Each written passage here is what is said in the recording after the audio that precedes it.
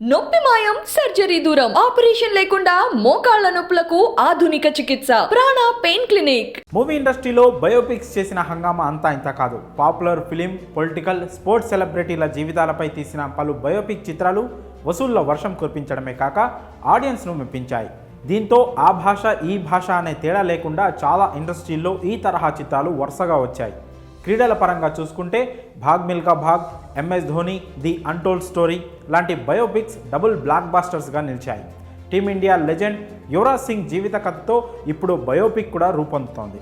ఈ తరుణంలోనే భారత కెప్టెన్ రోహిత్ శర్మ గురించి ఇంట్రెస్టింగ్ న్యూస్ బయటకు వస్తుంది. హిట్ మ్యాన్ బయోపిక్లో లీడ్ రోల్లో man of the masses junior NTR నటించనున్నాడట. దీని గురించి మరిన్ని వివరాలు ఇప్పుడు తెలుసుకుందాం. రోహిత్ శర్మ లైఫ్ ఆధారంగా బయోపిక్ తీయాలని చాన్నాళ్లుగా అభిమానులు కోరుకుంటున్నారు. T20 వరల్డ్ కప్ 2024ను భారత్ గెలుచుకున్నాక ఈ డిమాండ్లు మరింతగా ఊపందుకున్నాయి. దీంతో ధోనీతో పాటు cricket god Sachin Tendulkar biopics వచ్చేసాయన్న విషయం తెలిసిందే. ఇక నెక్స్ట్ రోహిత్ జీవితం ఆధారంగా సినిమా తీస్తే బాగుంటుందని క్రికెట్ లవర్స్ కూడా గట్టిగా కోరుకుంటున్నారు. అయితే ఈ మూవీలో రోహిత్గా ఎవరు కనిపిస్తే బాగుంటుందనేది ఇంట్రెస్టింగ్గా మారింది. తాజాగా దీనికి సమాధానం దొరికినట్లు కనిపిస్తోంది.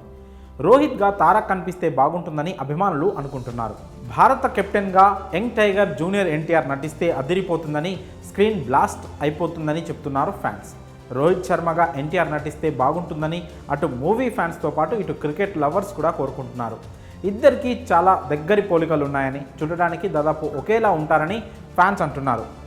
ఏ పాత్రలోనైనా ఈజీగా పరకాయ ప్రవేశం చేసే తారక్ హిట్ మ్యాన్ రోల్కు ఒప్పుకుంటే అంతకు మించిన సంచలనం మరొకటి లేదని చెప్తున్నారు. ఇది మరో గ్రేట్ బయోపిక్గా నిలిచిపోతుందని కామెంట్ చేస్తున్నారు.